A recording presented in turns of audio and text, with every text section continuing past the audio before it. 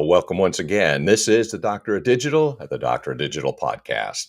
Purpose of the show is to transform your business and life with education and inspiration.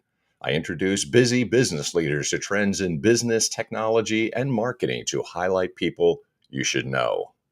Have you ever wondered what it takes to be at the forefront of blockchain technology, shaping the future of decentralized systems? My next guest has been doing just that for over 3 decades, pioneering innovations and changing the way we think about digital transactions and data security. Join us as we dive into the mind of a true visionary in the world of emerging technologies. Roberto Capodieci is an Italian born technology innovator whose impact on blockchain technology and decentralized systems is nothing short of revolutionary. Starting his IT career at a remarkably young age, Roberto has consistently pushed the boundaries of what's possible in the digital realm. His journey has taken him from Italy to Florida and now to Asia, where he strategically balances his life in Bali with his business activities in Singapore's thriving tech scene. Roberto's extensive experience and deep passion for emerging technologies has positioned him as a key player in shaping the future of blockchain technology and applications of decentralized systems, making him one of the most influential figures in a rapidly evolving field. During this episode, we'll do a deep dive into the changes and hot topics of blockchain, its biggest challenges and growth, and I will leverage the expertise of my guest and how to navigate the unique dynamics of the field. By the end of this episode, you'll be better equipped to know what to do, and I encourage you to contact my guest, Roberto Capodieci, Chief Technology Officer and Blockchain Evangelist. With that, I want to welcome Roberto to the show. How you doing today, Roberto? I'm doing great. Thank you for having me in your show. Well, it's my pleasure because, for goodness sakes, we got to see a lot about your background and who and what you are. Could you tell us a little bit about your blockchain, how you got started in this thing? What's the story? Like, how did you jump into this particular field? Well, I come from a lot of passion and work in communication and technology. Blockchain is a much recent thing. I was there at the right moment in the right place because in entrepreneurship, luck is a big chance of something people need because you can work hard, but if you're not lucky, hardly you go ahead. And it Uh, happened. I was already in decentralization all right. because I like peer-to-peer network. I was hacking the protocol of BitTorrent, which is a tool to download files from the internet. And in this community, small community worldwide, there were people working on this other projects. So I received one copy of the software of Bitcoin before it was published. So in contact with the first people, Yeah. and then this brought me into this, new technology because it's a new technology made with the old components, so nothing was Sure. particularly new if not the way that those were used. And then I embraced the way, and I started making project for blockchain, but not for cryptocurrency, so use of blockchain on other fields, which is something interesting. Sure. It's such a rapid, like technology in general is changing a lot, but I'm really curious, what sort of changes have you seen that you could talk about? Well, so maybe in 2 minutes I try to explain everybody what blockchain is, Sure. because many people would have heard about Bitcoin or cryptocurrency, and what Yes. makes those possible is this technology called blockchain. But the use case of cryptocurrency is just the tip of the iceberg. There are tons of other possible use cases that are empowered by this technology. Okay. If you think in the evolution of the information technology, we start digitizing things. So things from Mhm. analog became digital, like music was in vinyl disc or videotape, VHS, and now is everything in digital format. Yes. And becoming digital, things are easy to copy. So I have an MP3 file, I can make 10 copy. You don't know which is the original anymore because the bit R10 are copied exactly the same. Okay. All In right. analog, you see the quality, the grade with copies, but in digital remains the same. Hmm. So the big issue with digital things is that there was no singularity, no unicity of items. So I cannot have something that is mine, and if I give it to you, is no more mine, is yours. I But see. if you think well with the Bitcoin, if I send somebody a Bitcoin, I don't have it anymore. Yeah. So the big miracle that there is that in the digital world, you can create an item that, even though it's made in bit and bytes, still has a unicity. So once I give it to you, I don't have it anymore. That's why it is NFT with a strange monkey. The people sold it for a lot of money. Were interesting, not much for the Yeah. monkey by per se, but the fact that you can claim ownership and show to the people the ownership of something digital. And in a world that is evolving into a digital everything, digital Hmm. radio, digital, what we're doing now is digital, the podcast to people in different parts of the world talking. We create a content that is digital. Is beautiful the fact that we can attach authenticity and singularity to the ownership of something digital. Digital artist create a digital piece of art, he can sell it to somebody, and Right. somebody can claim to be the owner, resell it. So under this, in more practical approach, blockchain can allow people to do things like title ownership. So I can put the title of my car in form of an NFT, if you want to make it easy to understand, in the blockchain, and then trade with others. So I can sell you my car without having to go to the MV, to the office where the car registry is held, to change the name, because we can do something directly from one person to another, and guaranteed by cryptography. So by mathematics, there is no forging document, no falsifying document. So it's something very, very powerful, Yeah. and that can be applied to so many other things. So I'm really tried to bring this ahead. I did document management, bureaucracy flows, all managed with this technology, removing the man in the middle without the need to elect somebody to be the trustee for documentation from for fact, which you trust mathematics only. So it's pretty cool. I think is a revolutionary technology that is going to change things a lot. Sure. And speaking of decentralized, that's about as decentralized as it can get because it's individual to individual as opposed to having to go to the Correct. DMV to change a transfer. It's really decentralized. It's person to person. Correct, exactly. Which comes with a lot of responsibility too, because when you go through a middleman, if you make a mistake, you can go to the middleman to fix it. When you do it directly, you cannot go to anybody to fix a mistake, right? Okay. So this, but I accept this part rather than having to trust a third party. Yeah, So absolutely. And again, talking about the changes, I'm also curious about hot topics because this is a hot topic in general, right? But what would you say are some of the trends or the hot topics that you see currently? in specific technology like Yes. blockchain, Yes. you consider one of the first use cases that has been applied outside cryptocurrencies. Okay, because I mean Okay. we all know about cryptocurrency, so I'm not going to repeat what happened with Bitcoin and other things, right? Yeah. But is the use of this technology, I'm talking even before Ethereum, which is the second revolution in the blockchain, came out, was used to certify ownership of land in Mhm. countries that are with highly corruption.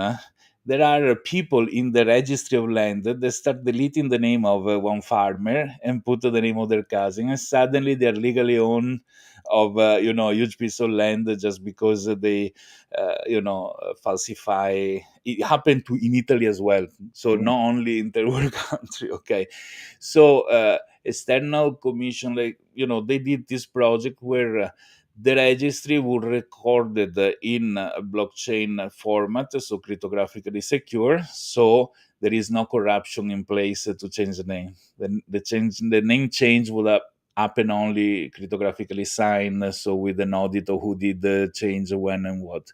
So this was very powerful because shows the power of this thing. Shows also why it is difficult to get it accepted inside large institution where people want to have the elasticity to play a little bit with the rules, right?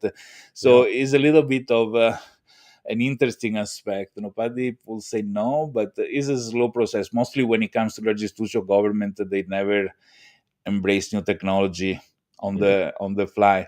Consider fax machine, which, if we have very young viewer, are machine where you put a piece of paper and comes out the copy on the other side, Right. something very strange, are still regulated as a valid document for banks. That's why many banks still ask you to send a fax with the Right. copy, because this in court of law has a validity. Maybe many country emails start getting valid now, but other format of communication are not yet regulated to be valid in court of law. So sometimes regulators slow down the evolution of Yeah. technology. So before communication like or data cryptographically signed like the blockchain are going to be valid by regulator, it's going to take time. But in the meanwhile, the technology mature enough to be good enough for the Hmm. moment that is going to be adopted. I mean, there are countries where it's already, but not worldwide. Yeah. I'm curious how you develop this kind of a unique approach, and it's so new that it's really new for a lot of people. It's groundbreaking. So, how did you develop these sort of groundbreaking ideas and get this unique approach to systems? It's not easy. I think that the more we are educated on something, more our head is inside the box that has hard time to think outside of it. So strangely, into some technology, I try to get less informed Mm. than somebody that really knows everything. Because when you really know everything, then that's where your minds go when you want a solution. Oh, If you are less educated on the specifics, then your mind try to come out with a solution that can okay. be groundbreaking. Yeah. So this is an advantage somehow when coming to, as a work, I do consulting mainly. So a large company called me to find the best solution for a particular issue they have, that usually is about money, how much money you lose for a problem in a year, how much the solution costs not to lose those money. If in a couple of years you cover the losses, that from the third year is all money made. So they like technological solution to solve problem.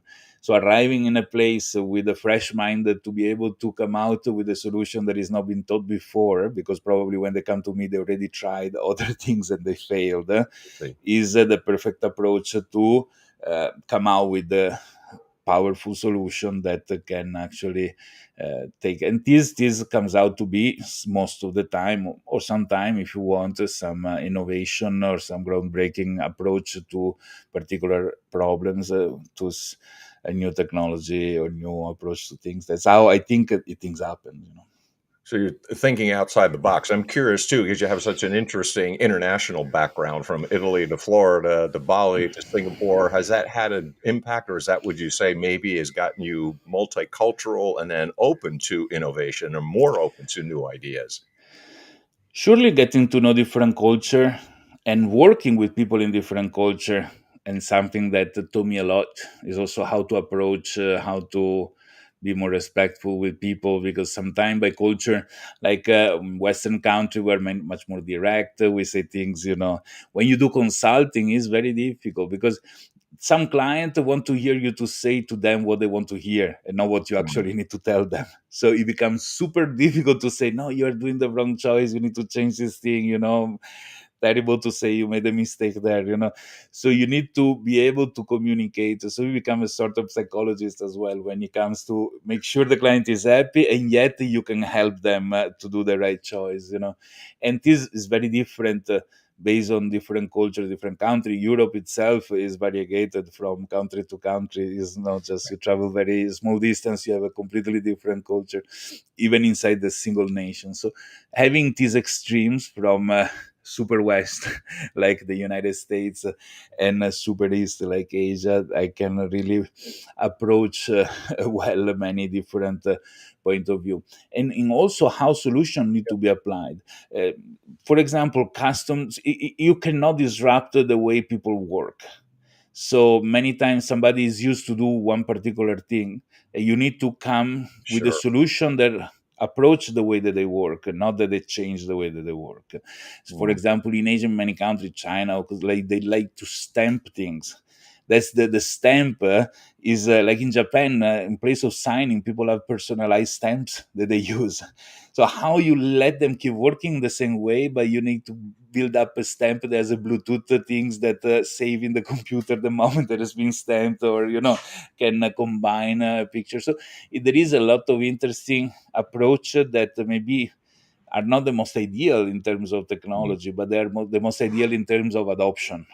So you make sure that once you come out with a solution, people have not too much disruption the way they work, so the solution is adopted, because nothing worse than a solution that people nobody want to use, so Right. it's, for Sure. as good it is technically, is terrible in terms of you know There's sort of an idea that, that people resist change and we're creatures of habit. So if you commit absolutely. to something and it's so different from what they're ordinarily doing, and a lot of workers are like this, obviously, right? They work and they're told exactly what to do, and that's all they Absolutely. want to know. So this is for sure one of the important aspects in approaching when you are into disruptive new technologies, for how it sounds good.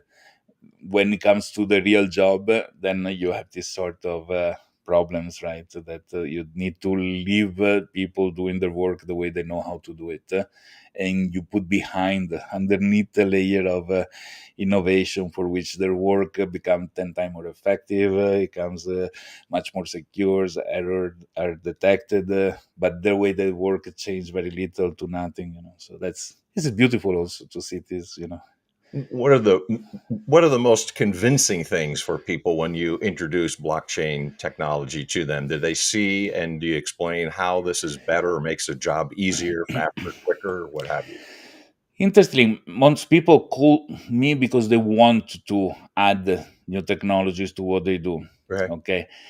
And I usually work in stages. First of all, I need to learn what they do. Okay. And then I need to explain to them the opportunity that the decentralized Okay. system, peer-to-peer system offers. And then together we can say, okay, based on what I learned the client do, I can say, maybe this thing we can do in this way. And the client learning, which is the opportunity, can say, but we can do that. And we correct each other. So after this three step, we know very well what can be done and what cannot be done. Then, if they work in a particular industry that is possibly regulated, then can be brought in a consultant that is expert of the industry specifically, Mm, to say, like, this technically can be done but it's not legal, or can cause this issue down the chain in a certain way. okay. So we want to perfect, and then we see how this system can be integrated with what already exists, in the way to be less painful as possible to the adoption. Mhm. And then we choose the technology, and then we go with the implementation. So it's very important to do the first phases before starting to implement something, because, and making sure the technology is really useful to solve the problem that they have. Because Mm. if it's just to use the buzzword and to do a marketing, or to go an IPO and show that you have the best technology, then we can put it as a collateral, but don't go to touch the core way of working for a company, because Understood. It makes a whole lot of sense. So we talked about the cultural and the advantages of what you've been able to do, the topics that you see that are currently, and the changes. And I'm curious about what sort of actionable tips could you offer, your expertise of your background? Like, what would you offer somebody if you're working with them, they want to work with you? well, a different point of view, a different angle on what is done by them. The biggest issue we have as human is that, as you were saying, we are, like beings of habit. Mm, So when you are into a business, doing this daily for a long time, and maybe even for generations, you are super expert in the specific of your business, sure. but you tend to lose the bird eye view of what your business means inside the larger context. Hmm. Yes. And somebody that doesn't know, exactly like what I was saying before, being ignorant is a blessing sometimes, Yep. because allow you to say things that may be totally stupid, and people understanding, brainstorming, people can say those stupid things. But on the other hand, between those stupid things, there can be one genius idea, one genius approach, and many times this come out to be the best solution Got it. for the issue. Somebody that is inside the business will never think outside the box, I was That's right. saying before. And so this is and you see the eureka moment in the eye of the person you're talking to. So you touch the right things, and then you can cultivate that aspect. So it's really is like a psychologist of business, if you Right. want, Right. for with the medicine are now talking in pharmacy about technology applied to that. So that's. Well, you have some actionable tips and some ideas to introduce what you've done, and you've got obviously really expertise in this area. Now, I'm curious, how would a person get a hold of you if they were interested in what you've been saying and they would like to work with you? Sure. My LinkedIn profile is quite easy. It's linkedin.com/in/rc10. RC like Roberto Capodieci. 10 because the H in Italian is number 10. So RC Roberto Capo 1010. Roberto Capodieci. And rcx.it is a shortcut to my website. I'm making a new one coming out soon. Good. And those are the simple way. Or my email is roberto@capodici.com, which is also straightforward Sure. too. But so that's Very, a simple way to contact me. very interesting. I mean, I think this is a groundbreaking area, and I think this is really exciting area. So hopefully we get a lot of people who are saying just as excited as I am about seeing all those great things.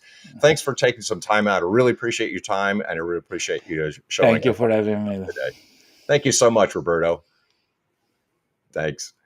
If you want to hear more of things like this, Roberto and others, make sure that you are liking, subscribing, positively reviewing, and sharing the Doctor of Digital podcast everywhere. And also here's an offer for you. I help business leaders, CEOs, and entrepreneurs break through their obscurity through oral and written presentations, building credibility and authority. You can join me on the private Facebook group, and also you can enjoy those things as well. The sponsors of the program, I'd like to thank them, of course, the publishers of Burning America, and also On Track, Ian Hunter. Until next time, this is the Doctor of Digital signing off. Deus Volt.